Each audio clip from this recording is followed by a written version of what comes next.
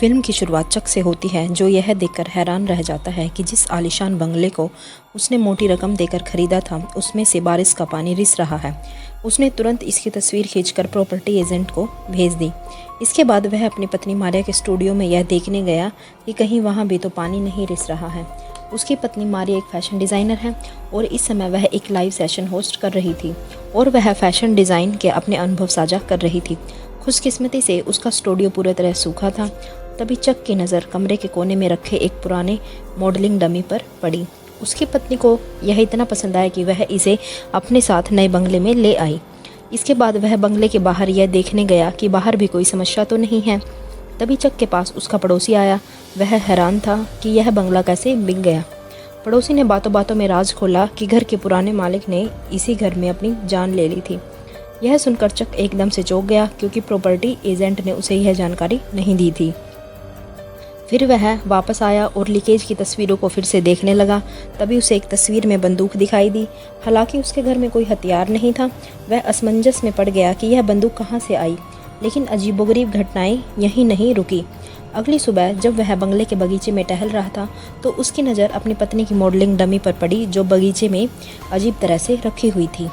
तभी पड़ोसी फिर आया और पूरे मामले की जांच करने लगा। चक को शक हुआ कि यह उसकी बहन की शरारत हो सकती है, क्योंकि कुछ महीने पहले एक दुर्घटना में उसकी मां की मृत्यु के कारण उसकी बहन की मानसिक स्थिति थोड़ी बिगड़ गई थी। तब पड़ोसी ने चक को अपनी बहन की मानसिक स्थिति पर ध्यान देने की सलाह दी।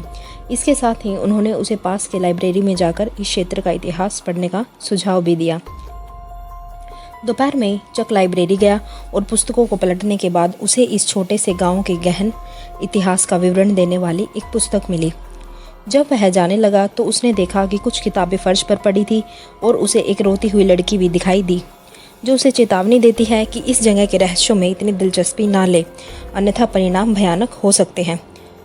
लेकिन चक उसे पागल समझकर अनदेखा कर देता है और वह पुस्तकों के साथ लाइब्रेरी काउंटर पर पहुंच जाता है। जब लाइब्रेरी क्लर्क ने पुस्तकों को देखा तो वह कहता है कि इस पुस्तक को ना पढ़े, आज तक कोई भी इसे पढ़ नहीं पाया है। इसके बाद लाइब्रेरी क्लर्क अचानक गंभीर हो जाता है और वह तुरंत वहां से चला जाता है। फिर चक भी चुपचाप घर लौट आता है। घर आकर वह ऐसी किताब पढ़ने लगता है जो 1980 के एक गुप्त सम्मेलन से जुड़ी थी। तभी अचानक दरवाजे की घंटी बजी। दरवाजे के बाहर उसकी एक छात्रा खड़ी थी, जो संगीत की कक्षा लेने आई थी। चक एक संगीत शिक्षक था और आज उसकी छात्रा पहली बार संगीत सीखने आई थी। शुरुआत में छात्रा बहुत घबरा रही थी। फिर चक किचन से पानी लेने चला गया ताकि उसका मूड थोड़ा ठीक हो सके। लेकिन तभी अचानक पूरे कमरे में पियानो की धुन गूंजने लगी। ऐसा लग रहा था जैसे ये कोई प्रोफेशनल बजा रहा हो। चक चौंक गया, क्योंकि जब उसने पीछे मुड़कर देखा तो छात्रा किचन के दरवाजे पर खड़ी थी। ये देखकर दोनों बहुत हैरान हुए। जब चक वापस पियानो की तरफ आया तो सब कुछ शांत हो चुका था और जिस महिला के बारे में छात्रा ने बताया था वो वहाँ नहीं मिली। ये देखकर वो बहुत डर गई और तुरंत वहाँ से भाग गई। रात में चक अकेला था, क्योंकि उसकी पत्नी ऑफिस के काम से घर से बाहर गई हुई थी। इसलिए वो पड़ोसी द्वारा बताई गई गार्डन क्लब मीटिंग में शामिल होने गया था। वहाँ एक बहुत ही गंभीर विषय पर चर्चा चल रही थी, जिसके बारे में इस गांव के लोग आमतौर पर बात करना भी पसंद नहीं करते। मीटिंग में सिर्फ 6 लोग थे। तभी चक ने देखा कि लाइब्रेरी क्लर्क भी यहाँ आया हुआ है। वे हेलेन फोस्टर नाम की एक लड़की के बारे में बात कर रहे थे, जिसने हाल ही में अपनी जान लेने की कोशिश की थी।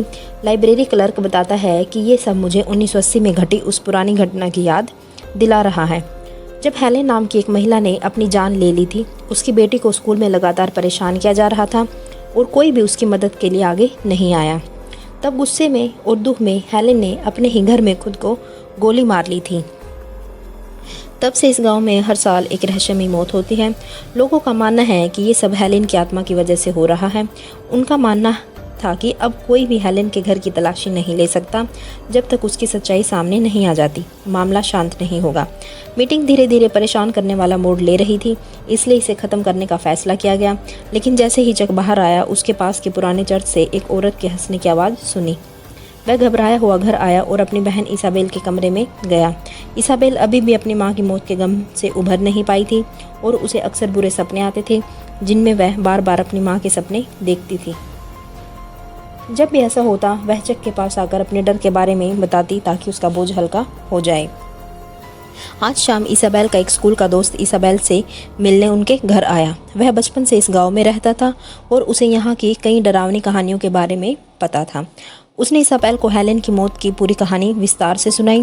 रात में जब इसाबेल सो रही थी तो बाथरूम की लाइट अपने आप जल जाती है। वह उठकर लाइट बंद कर देती है, लेकिन थोड़ी देर बाद लाइट फिर से जल जाती है। उसे लगा जैसे स्विच में कुछ गड़बड़ है, इसलिए उसने बल्ब निकालकर बिस्तर के साइड टेबल पर रख दिया। लेकिन जैसे ही वह फिर से सोने की कोशिश करती है, अजीबोगरीब चीज़ें होने लगती हैं। अगली सुबह जब इसाबेल उठी तो उसने देखा कि सूरज उग आया है।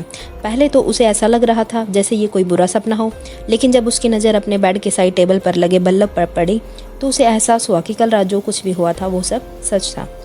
इसाबेल तुरंत ये बात अपने दोस्त को बताती है। तभी उसके भाई चक का फ़ोन आता है, जो इसाबेल को तुरंत घर वापस आने को कहता है। जब इसाबेल घर पहुंचती है तो देखती है कि उसकी भाभी मारिया बहुत घबराई हुई है। दरअसल मारिया कुछ देर पहले अपने स्टूडियो में एक लाइव सेशन कर रही थी। तभी कुछ अजीब हुआ। उसके पीछे खड़ी डमी मॉडल का हाथ अपने आप हिलने लगता है। उसी समय उसकी सबसे अच्छी दोस्त जो लाइव देख रही थी तुरंत उसे फ़ोन करती है। तब मारिया को लगता है कि शायद वह मुझसे दुल्हन की पोशाक के बारे में सवाल करना चाहती है, इसलिए मारिया ने पोशाक बनाने के बाद एक वीडियो भेजा और बताया कि पोशाक पहले से ही तैयार है। लेकिन जब वह फिर से कैमरे के सामने बैठती है तो वह हैरान रह जाती है, क्योंकि डमी मॉडल यहाँ से गायब हो गई। उसे पहले पता ही नहीं चला कि वह हिल रही है, और फिर उसकी दोस्त ने संदेश पर संदेश भेजना शुरू कर दिया, कमरे से बाहर निकल जाओ अभी। लेकिन मारिया ने इन बातों को हल्के में लिया और अपना लाइव सेशन जारी रखा। कुछ समय बाद जब वह डमी मॉडल की पोशाक दिखाने गई तो उसने देखा कि डमी अब वहाँ नहीं थी। अचानक पास के कमरे से एक तेज आवाज़ आई। मारिया पहले तो डर गई, लेकिन फिर वह डरते हुए उस कमरे की ओर बढ़ी। तब उसे डमी मॉडल का काला सच पता चला। जब चक को यह सब पता चला तो वह बिना समय बर्बाद किए घर आया और उन्होंने उस डमी मॉडल को जला दिया, और यह तय हुआ कि वे यह बंगला छोड़ देंगे। इसाबेल को अपना सारा सामान पैक करके कॉलेज के हॉस्टल में शिफ्ट होने को कहा गया। तभी इसाबेल का एक दोस्त भी उसकी मदद के लिए आ गया। इसी बीच उसके दोस्त की नज़र दीवार पर टंगी एक तस्वीर पर पड़ी, जिसमें इसाबेल और उसकी माँ साथ थी। उसने इसाबेल से एक चौंकाने वाली बात कही कि तुम्हारी माँ वैसी नहीं दिखती जैसी तुमने बताई है। तस्वीर में वह असल में जैसी दिखती है उससे बिल्कुल अलग दिख रही है। यह सुनकर इसाबेल चौंक गई और तुरंत बताया कि मेरी माँ की कुछ महीने पहले एक दुर्घटना में मृत्यु हो गई है। यह सुनकर उसका दोस्त भी चौंक गया, क्योंकि उसने कुछ देर पहले ही उसकी माँ को घर में घूमते हुए देखा था। दोनों इसी उलझन के बारे में सोच ही रहे थे कि तभी उन्हें नीचे रसोई में बर्तन गिरने की आवाज़ सुनाई दी। दोनों घबराकर नीचे पहुंचे, लेकिन नीचे पहुंचते ही घर का माहौल पूरी तरह बदल चुका था। कमरा असहनीय रूप से ठंडा हो गया था। उसका दोस्त यह सब बर्दाश्त नहीं कर पाता और किसी बहाने से बाहर चला जाता है। उसके जाते ही इसाबेल को पीछे से आवाज़ सुनाई देती है और वह डरते डरते पीछे मुड़कर देखती है, लेकिन उसे कुछ दिखाई नहीं देता। तभी अचानक मारिया आती है और उसे जांच करने से रोकने लगती है, लेकिन इसाबेल कहती है कि मैं इस रहस्य से पर्दा जरूर उठाऊंगी। फिर दोनों घबराकर अपने अपने कमरों में भाग जाती हैं। अचानक मारिया की चीखने की आवाज़ आती है और इसाबेल दौड़कर उसके पास गई। दरवाज़ा धीरे धीरे अपने आप खुल रहा था। मारिया बहुत डरी हुई थी। रोते हुए वो इसाबेल के कमरे में आती है और उसकी नाक से खून बह रहा था, पर उसे खुद भी अंदाज़ा नहीं था कि उसके साथ क्या हो रहा है। जब माहौल थोड़ा शांत हुआ तो इसाबेल का दोस्त वापस लौटा और उसके हाथ में एक पुराना नक्शा था। उसने बताया कि 1923 की प्लानर बुक और शहर में मौजूद नक्शे को मिलाकर मैंने एक बहुत पुरानी जगह की सही लोकेशन निकाली है, जिसका नाम है 825 फॉरेस्ट रोड। चक ने अब तय कर लिया था कि वो खुद जाकर बात करेगा जिसने उसकी पत्नी के साथ यह सब किया है। इसाबेल भी उसके साथ जाने की जिद करती है। तभी एक एजेंट बाहर आती है जो एक विज्ञापन शूट के लिए मदद मांगने आई थी, लेकिन चक को उस जरूरी काम के लिए तुरंत बाहर जाना पड़ा। मारिया, जिसकी हालत पहले से असामान्य थी, एजेंट की मदद करने के लिए रुक जाती है। इसाबेल को लगा कि कुछ गड़बड़ है, इसलिए उसने अपनी दोस्त को मारिया के साथ रुकने के लिए कहा, जबकि चक और इसाबेल एक साथ उस पुराने पते 825 फॉरेस्ट रोड की ओर निकल पड़े। जबकि मारिया विज्ञापन शूट में एजेंट की मदद कर रही थी, लेकिन अचानक मारिया ने कुछ अजीब भाषा में बोलना शुरू कर दिया। दूसरी ओर चक और इसाबेल अब घने जंगल से गुजरते हुए एक खंडर घर में पहुंच गए थे।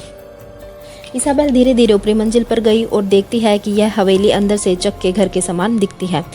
तभी किसी की परछाई उसके पीछे से गुजरती है। उसी समय जब मारिया घर पर थी, उसने अचानक 1980 की पुरानी घटना के बारे में बात करना शुरू कर दिया और उसने कहा कि मेरी बेटी को स्कूल में बच्चे तंग करते थे और उसने कई बार लोगों से मदद मांगी, लेकिन किसी ने मदद का हाथ नहीं बढ़ाया। दरअसल उस महिला हेलेन की आत्मा जिसने आत्महत्या की थी, मारिया पर पूरी तरह से कब्जा कर चुकी थी। दूसरी ओर चक को जमीन के नीचे एक लकड़ी का बॉक्स मिला जिसमें स्कूल प्रशासन को लिखे कई पत्थर थे। ये पत्थर उसी महिला ने लिखे थे, लेकिन सभी वापस आ गए थे। पत्थर पर उसके घर का पता भी लिखा था। चक को पता चला कि पुराने घर, महिला के घर और 825 फॉरेस्ट रोड का पता एक ही जगह है। यही वजह है कि आत्मा इस घर में आती है, क्योंकि यह कभी उसका हुआ करता था। अब चक डरते हुए इसाबेल को लेने के लिए ऊपर गया, क्योंकि उन्हें तुरंत यहाँ से निकलना था। लेकिन इसाबेल एक जगह चुपचाप खड़ी थी। दूसरी ओर इसाबेल के दोस्त को भी यकीन हो गया था कि मारिया के साथ कुछ रहस्यमय हो रहा है।